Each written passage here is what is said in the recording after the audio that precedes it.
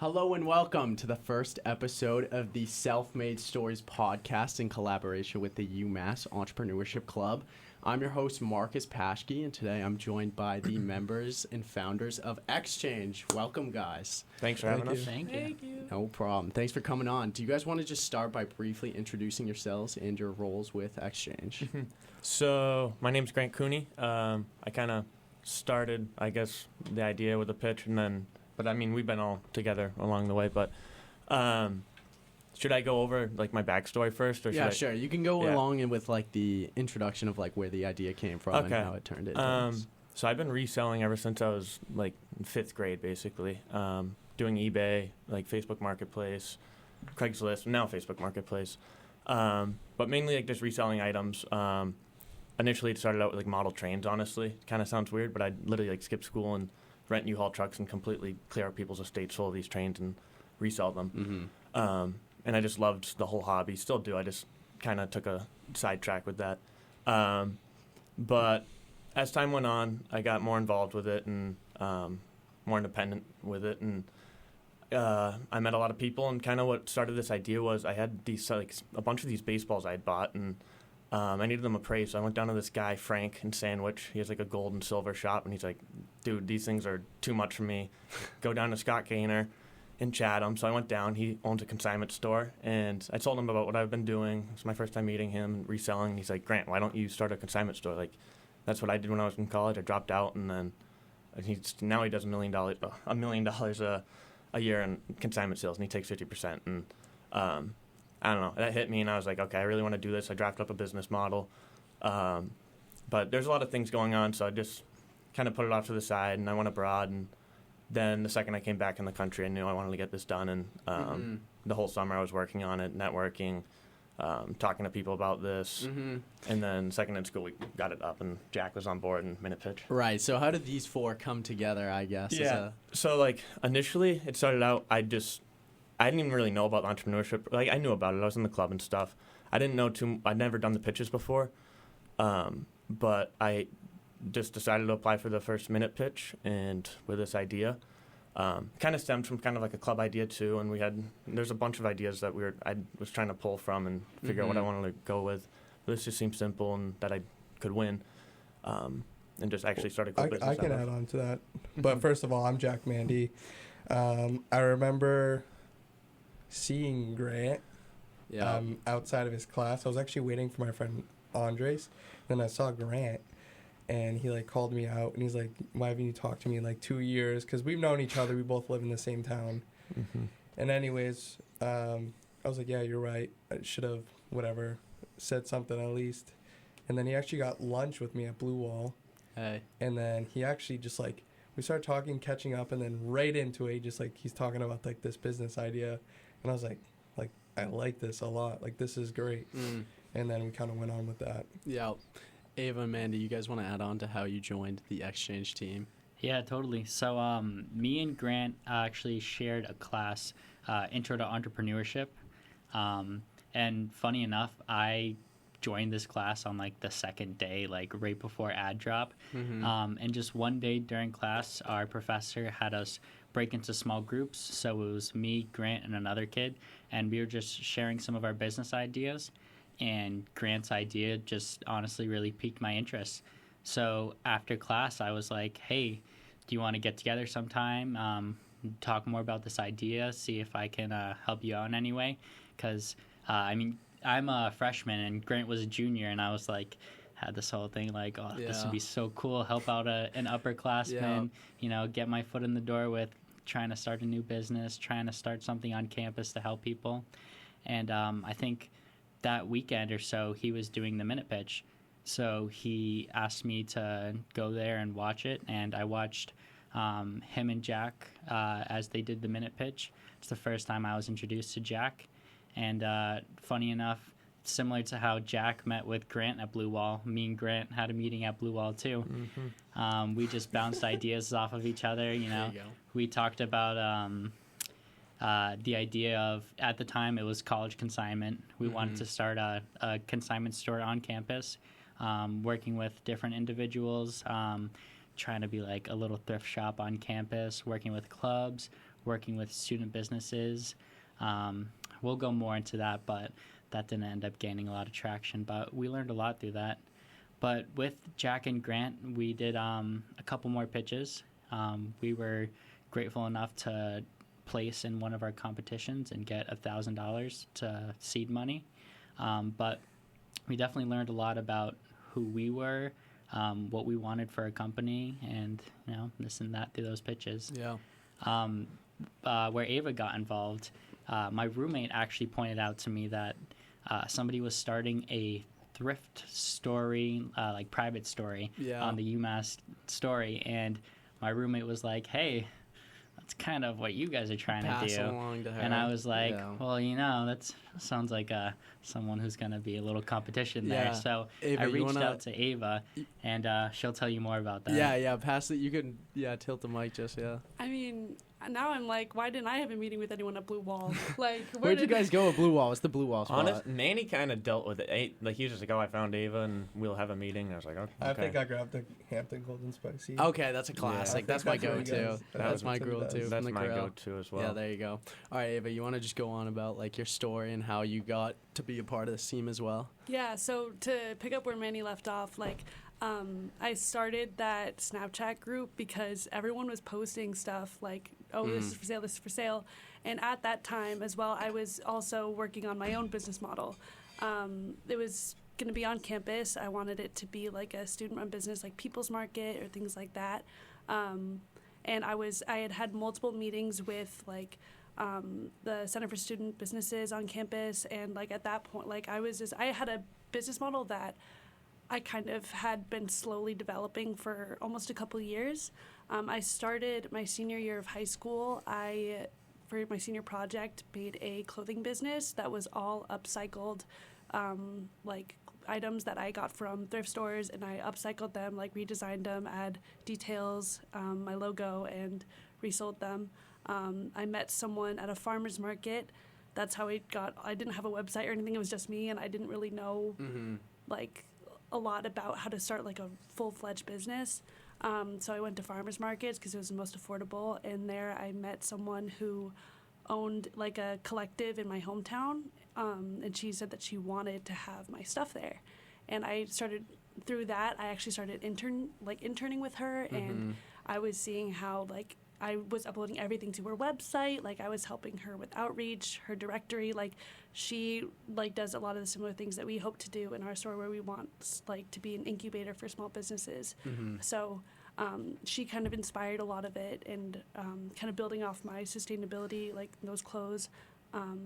So that's kind of like inspired me to like bring that to campus, because there's such a high demand for that sort of stuff.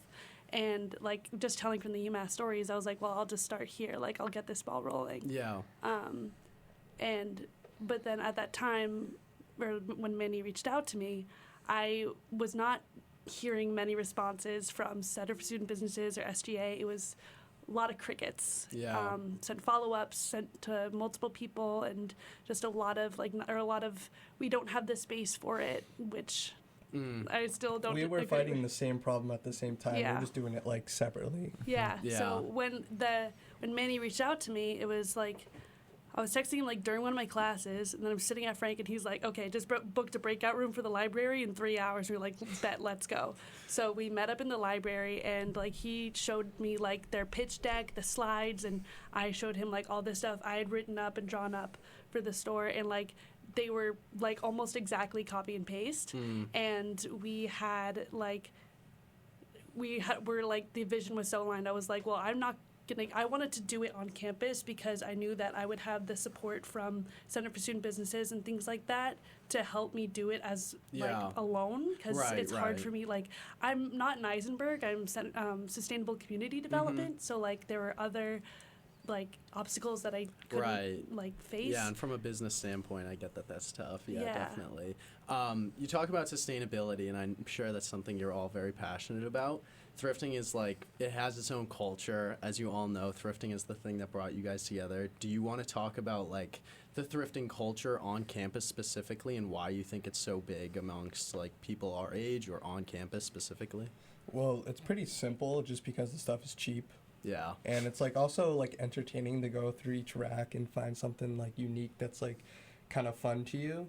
Mm-hmm. But it also just made sense to have I don't want to go off track, but to have a consignment store instead of just like a thrift store for free donations, because no college kid is going to just toss you some Right. shirts and stuff for free. Yeah. But every college kid who's going to find out that you can make money off of the clothes that you gave them, and if it sells, you get 50%, like they're like, yeah. Right. So you mentioned the 50% there. I'm pretty familiar with your business model just because I'm a part of the entrepreneurship club and I've talked to you guys before. But do you want to just go over like the specifics of the big step you're taking in the shop that you're opening, a physical location in Amherst, as well as maybe the logistics and like the vibe of the store, just like any big plans that you got going on? So it's the place is being negotiated by rent. Okay. But the whole idea, I'll keep it short and simple, is to have a consignment store for everyone to bring us their clothes. If it sells, they get money.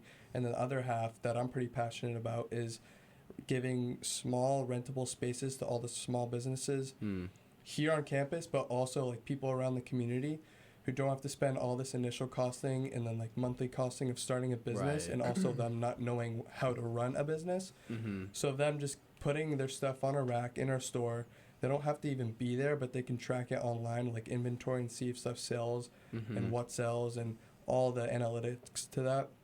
And all they have to do is pay a wicked small premium, around $50 a month, rather than paying initial $3,000 for starting Right. and then $10,000 yearly. Mm-hmm.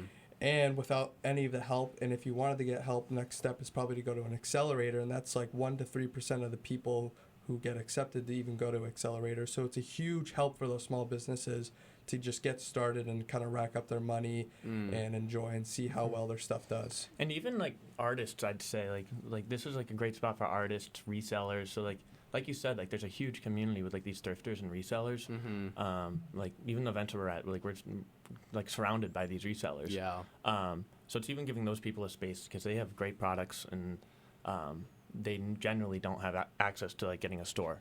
Yeah. Like No, so. definitely. Like I've walked around the farmers markets and stuff that are at UMass, which are great because like all the vendors come together. You get to see a bunch of student-led, bootstrapped, like just little projects and hobbies mostly is what they are. Just like happens to get them cash to get them by in school. But like just to have like presence in a kind of like more permanent format was like I think a great idea and definitely something that they're looking for, as well as that you can provide. So that's definitely a great idea. And so much less stress of like Right. having to go to like these farmers markets and Yeah. set up and break down and be there the whole entire day, Mhm. rather than just like come into our store like once a week maybe, Yeah. Right. and just like kind of go from And there. even like one of the main reasons why like I wanted to start this business is with my reselling. There's so many problems I faced, whether it was like broken bones or surgery, moving houses. I moved like 3 houses in the years that I was reselling. Right. Family problems, whatever. But like and it's the same thing with all these people with businesses. A lot of the businesses we're working with, like one of them, Candle Company for instance, he's my boss and he runs a restaurant, so he can't run a store on his own, but he has an awesome product, like awesome candles, and they're sustainable. He makes them all himself. So it's just about giving him that space to do that, and we can help him and assist him to do that and really like grow his product while he's focused on other parts of his life. Yeah. Yeah, and like as someone who's been like on that end of the situation, like I would go to farmers markets, like I would be there by myself. Like my parents would help me set up, but I was there all day by myself. Like I wasn't really selling a lot, and I didn't really know like where to start, but I just knew that it was something I was passionate about. And for the boss to have opened that door for me to like no charge, like no like just out of the goodness of her heart, she just let me have a rack of my things in her store to sell a few things, and from that like opened so many doors for me like that I'm pursuing now. And like if it wasn't we have goodness in our hearts too. I know. Oh yeah. You were working for the lady, so like she was okay with you putting her stuff in her store obviously. But yeah, it's like a huge like learning process for sure. Oh, 100%. Yeah. Yeah. I hope it didn't make me sound like that. I No, was trying No, to no, make no, myself no, like, not at no. all, not at all. I think what Jack was saying is we're not giving people space for free. Yeah, no, but no. but I'm just thankful for that opportunity. Yeah. Yeah, for Right. sure. No, and yeah. that's the opportunity that we want to give other people too. There's, Yeah. I mean, you go to the farmers market, you go to these different events, and honestly, I've done a lot of networking with local artists, local businesses, and they're very passionate about their products, Yeah. and we're passionate about their products too. Yeah. Yeah. We want to be able to give these people a platform to build a market, build a customer base, learn how to run a business. They can be their little mini entrepreneurs and have very low risks. We're able to take our risks so that they can have an easier transition into learning how to make their product sellable, learning how to sell their art, have their talents and their creations be appreciated. And that's definitely like a big space like in the market. Like of course they're appreciative of that, like Ava said, like of course they would want that as well. Could you guys talk a little bit about like the response so far from the community and like what you've been doing to get out there besides like a physical store? Because I know you guys are doing a lot of pop-ups now, and like what has the community reaction been like so far? Just kind of like everyone when they walk into whatever event we're going through is like, wow, like this is cool, like this is smart, like we like this a lot. And I bet Manny has more to talk about like the vendor side, but consignment wise, like people are like, this is awesome, like we need this in Amherst. Yeah. I have one. You can go. No, you're good. Yeah. There's this one girl that we're at Garcia's, and she come up to me and she's like, oh, like I love like this initiative, like there's no like thrift store like this like Yeah, in here. there's But she's not. like, oh, what do you think about like Mass Vintage? And she's like, oh no, that's all hype beast and too expensive. And she's like, no, I don't like that. And I was like, so that like kind of clicked in my mind. I was like, oh, like I wonder how many other people kind of think that way. Like I think Mass Vintage is awesome, but it is not like a thrift store where it's cheaper prices and stuff. But What is Mass Vintage? I'm kind of unfamiliar Yeah, with so that. Mass Vintage is a store in Amherst, and we've actually we've done some work with the owners. They're really great people. And if you're really a true vintage fan, that place is like a paradise to you. Yes. It's like for someone who loves vintage, you're a kid in a candy store there. they have a It's huge just following. they have this huge selection of sports pieces that are all vintage, clothing that's vintage, stuff that you like would take you like years to find in a thrift store. Yeah. And the vintage market right now is huge. As trends usually go, that's where a lot of like the trendy styles are. And the awesome thing about vintage clothes is the quality's better. You feel better wearing it. Sometimes the fit is better. Sometimes it's more comfortable. And you just get this like cool old gem. Yeah. And that's something that we love finding for people. Yeah. Like that jacket. Like this jacket. That jacket right there. I'm about to plug it at some point, but A I don't know if Celtic you can starter see it. jacket The that we Celtic actually got to starter. sell you at one of our events. At a fair price of $50. Yeah. I was more than glad to pay it. To So get me things through the like that, winter it's months. like when you get to find a gem and you get to see how someone's able to appreciate Oh it, yeah. it's an awesome feeling. And I'm sure the guys over at Mass Vintage, they get that feeling all the time. Yeah, definitely. It's weird here. Like just yesterday, I think it was. I sent you the photo. Like, I noticed someone wearing one of the hoodies that we sold. Oh yeah. And I like sent them the photo. I was like, "This is so funny." Dude, like I wear this jacket all the time. Like $50. That's awesome. Like I'm a big fan of thrifting for sure. And like I know a good deal when I see one, but I am a huge fan of the Celtics. Anyone watching that knows me can back that up, especially you. I just ranted to you about the Celtics lost the Cavaliers tonight. Not even a hello. It was just Not even a hello, just like the Celtics lost tonight. God. I know you were like saying they were disappointing you tonight, and we were like, is he What? saying we don't have a room for our podcast? Oh Like, yeah, I walked in hella disappointed just because of the Celtics, not because of the podcast. No, I'm definitely happy to be here, of course. So do you guys want to talk a little bit about like your goals as like the next steps? I know you're doing pop-up shops right now, and if you want to do a little plugging, this is the place to do it. I'd say pop-up shops are definitely going to be one of the things that I think we can all agree. Like pop-up shops would be awesome. They're going great. forward. Yeah. And because of that, we bought a trailer. It's a beautiful trailer that goes on the back of the truck, and we can pop up anywhere. We haven't gotten to use that yet here in Amherst, but the second we get our logo on there, and like the summer, it's going to be awesome. Every week we're on Cape and Gardner and Yeah, we can be in anywhere. as many places as we have people. yeah. That's what's awesome about Yeah. our thing. And we can take our vendors with us too. So like in the summer, if we do have a store established by then, our vendors, their sales might not be great in Amherst because school is going to let out and there won't be students, but there's so many awesome opportunities for vintage markets, for farmers markets, all around the state, and so we can easily take ourselves all over the place. Yeah, and I think Cape is so me and my dad started a business in 2013 called Turtleback, and we did all these pop-ups all over the Cape, and kind of the similar. Like now we're doing like thrifting and like in the vintage and consignment and stuff like that and all that realm, but it's just going off the same thing, and you can make a lot of money here, and it's all these little events are awesome. There's hundreds of vendors, so it's even connecting with these small businesses that's huge for us, and we can tell all these other companies what we're doing, and meanwhile have other stores and stuff we're working on and online stuff. And to add on to that real quick, or did you want to say something? I mean, yeah, but you can add on. But like all these like farmers markets and stuff, like they are all on the weekend for a reason. It's for people to like after like their Monday through Friday, they got a little side thing, they want to sell some money that makes them happy. Like they enjoy being there, but knowing that they can go back to their job Monday through Friday and their stuff be in store and being totally taken care of is like a huge relief, not for them, but like for us, knowing like it's making them happy and like they're like kind of like taking their goals like a little booster higher.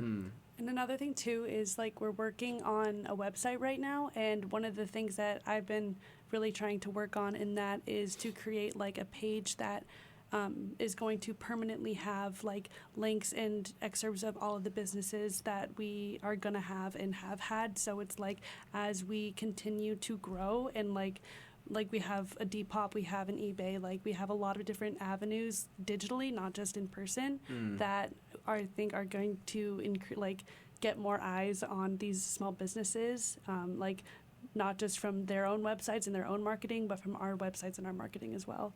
So that's an exciting part of it. Yeah, too. so like what I'm hearing from this is I didn't even know about like half of like the community aspects that you guys have about this. Like what does the community mean to you guys, and like in the big term, like long term big goals, like what do you hope for the community and like your community with your store?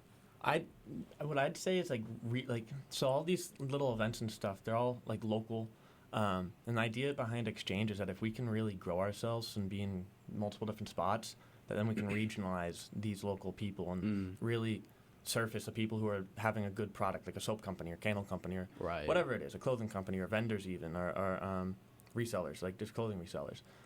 Depending how good they are, and we can regionalize that and really make them like a legitimate business, you know? And scale it even. Which would be awesome for us to know that the person that just did extremely well and started here at Exchange and they're like coming up to us and being like, I'm gonna buy a store, like that'd be like the best thing to hear. Exactly. Yeah. I think just to go more in about community is everything for us, because the way that we build and the way that we're successful is fully based off of the community. That's why our stores will work so well.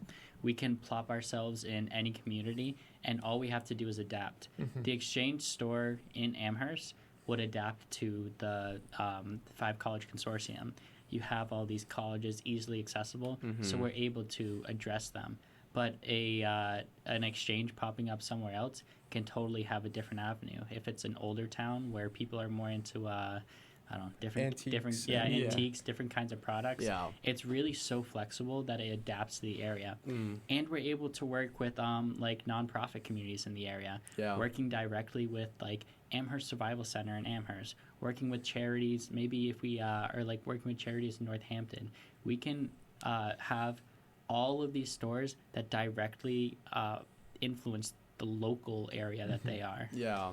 I'd call it like a community concentric. That's the word I'd say, like community concentric business where it's completely like centered around the community. And I mentioned it like a little bit before, but scaling is like a big thing, and it is the main problem behind a lot of small businesses and small hobbies that people want to make their maybe business in the future. And like a community like this could totally turn something small into something like as a reliable source of either income or, you know, like Jack uses happiness a lot. I like that. I mean, it is great though. It really is. No, yeah. And I mean, if you have a platform like that could really be scaled to any kind of, I mean, Manny said, flexibility. Like, I Very mean, flexible. any sort of community like this could really help and ease the, growing consumerism market that could really use some relief from small businesses as well as helping the people that are driving those small businesses. So I think it's a really good idea. All right, I guess now that you've made all this progress as entrepreneurs, what would your message be to aspiring entrepreneurs? What has been most challenging for you? What has been most rewarding for you? And like, what do you have to say to anyone looking to make their own startup? First of all, you just have to like get yourself out there.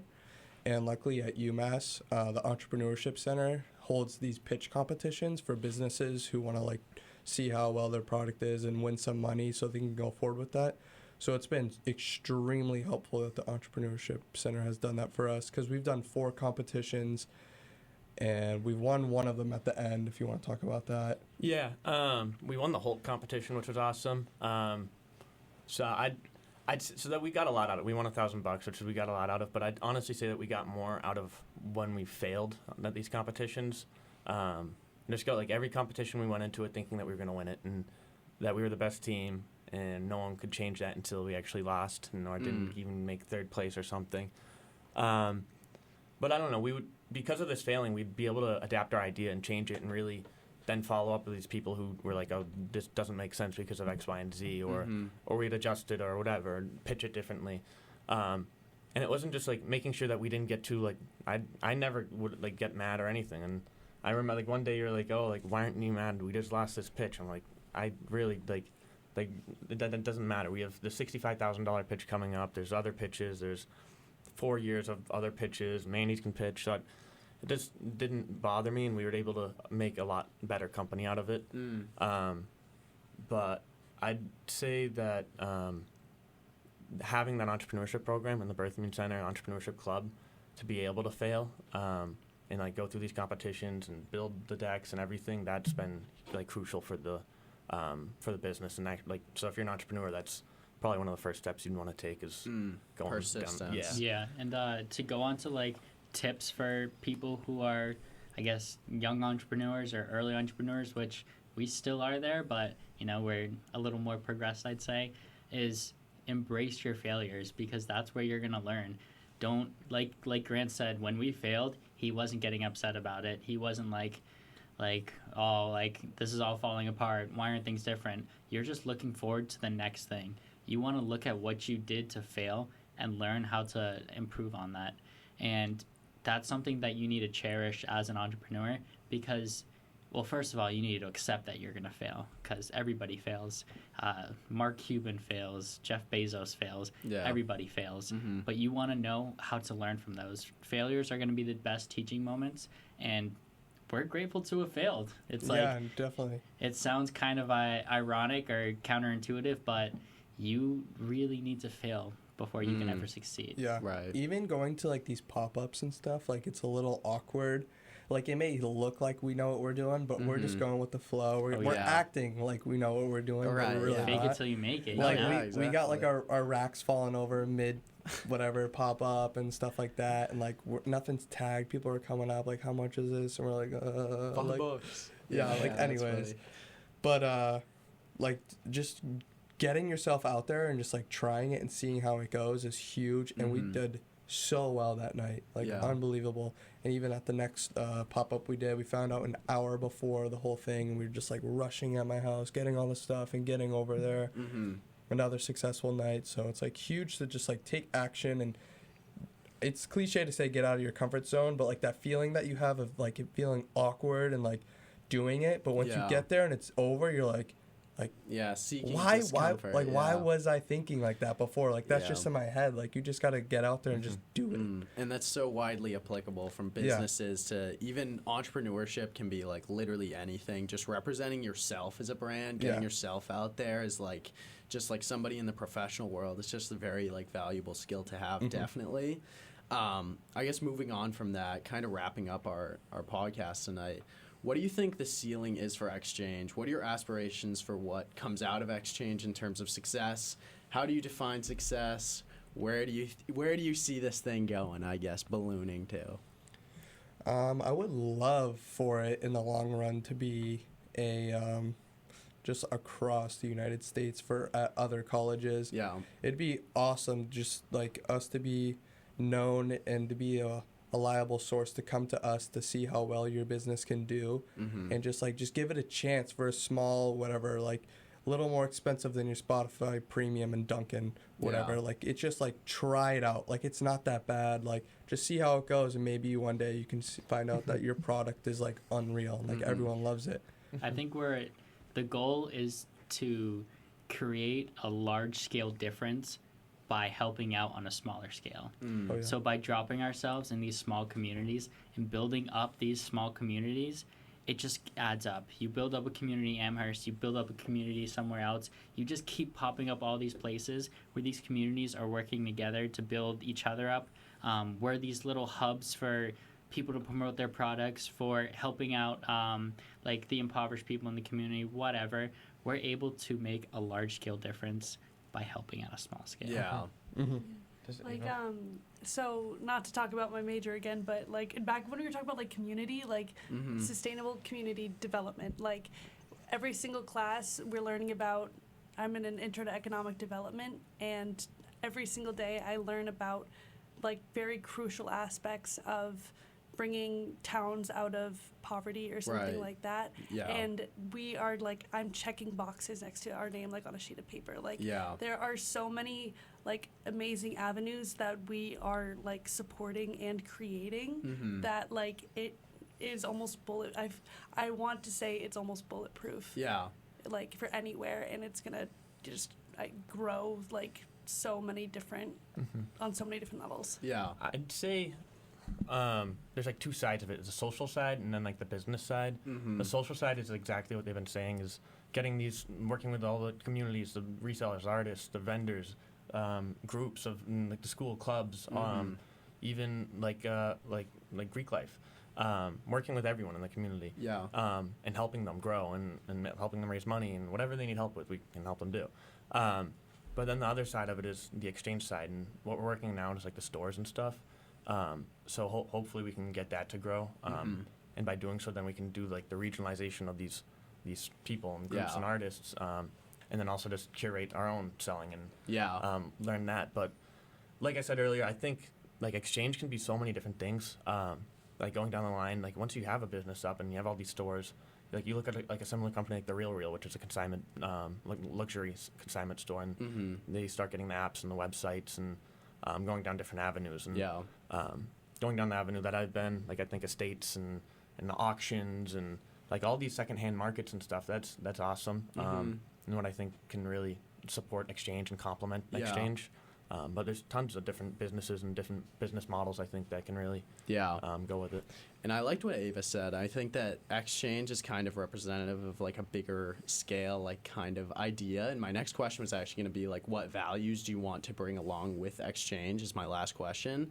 But I think you guys kind of summed it up great there, Ava especially, with like the kind of just like bringing everyone together, just kind of like the classic, soft kind of verb or adjectives that go along with like community, building something bigger than what you have through things that are smaller, like Manny said.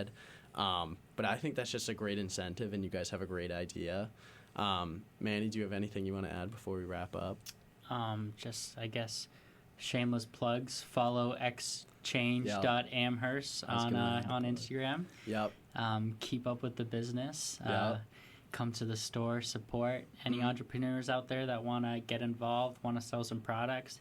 Don't be afraid to come and talk to us. Yep. We want to help out anybody any way we can. Yeah, that's right. And what are the big plans for the store? What's the general? What do you want to get to the viewers? I guess it's in the air. It's in the air for sure. It's in the air. I have so many We can say- boards. Yeah.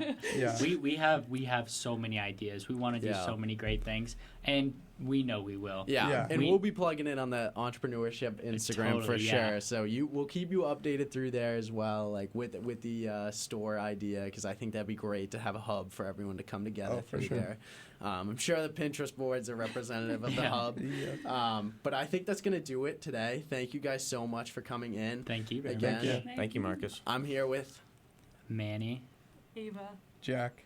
And Grant. and they are with Exchange. I'm Marcus Paschke with the Small Business Development Center through the Entrepreneurship Club at UMass Amherst. This has been Self-Made Stories. We'll see you in the next one. Peace. Peace. That was Nicely awesome. done. Thank you.